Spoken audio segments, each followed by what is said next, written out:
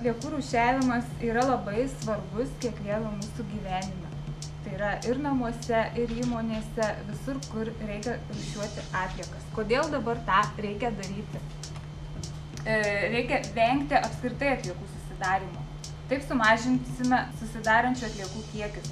Tarkim, jeigu parduotuvėje perkate maistą, malonėkit naudoti štai tokius krepšelius.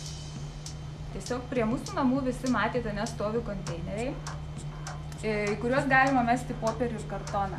Dabar, ką galima ir ko negalima mesti? Tarkim, panaudotų tapetų negalima mesti. Knygų viršelių, kietų knygų viršelių taip pat mesti negalima. Metamos yra neužterštos pakuotės. Tai tikrai nėra. Jas reikėtų vežti į atliekų surinkimo aikšteles. Visą tai, kas negalima išmesti čia, yra metama atliekų surinkimo aikštelėse.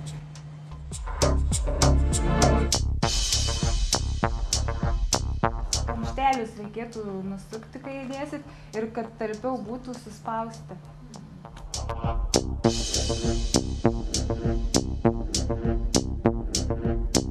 Prie pavojingų taip pat galima surasti, ypač po remontų, tarkim, liuminescencinės lempos.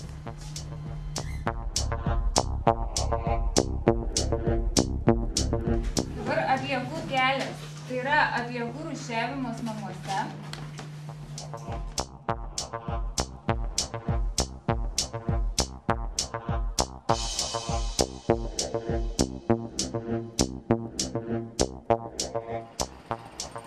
Jei norite padėti gamtai ir žmogui kvėpuoti tyresnių orų, aplink matyti ošiančius miškus, norite urbanizacijos ir šiuolaikinių technologijų amžiuje išsiugdyti poreikį saugoti ir išsaugoti gamtą būsimosioms kartoms, aplinkos apsaugos studijų programa kaip tik jums. Studijuodami šią studijų programą, jūs išmoksite organizuoti ir vykdyti atliekų surinkimą, tvarkymą bei utilizavimą, valdyti vandenruošos ir vandenvalos technologinius procesus, įvertinti atmosferos kokybės taršos mažinimo būdus bei daugybę kitų su aplinkos apsauga susijusių dalykų. Savo žinias ir įgūdžius patobulinsite mokomosiose ekskursijose į įmones. Gebėjimus ir išmonę galėsite pademonstruoti konkursuose, projektuose. O kur dar galimybė studijuoti užsienyje? Daug naudingos patirties įgysite mokomųjų ir gamybinių praktikų metu.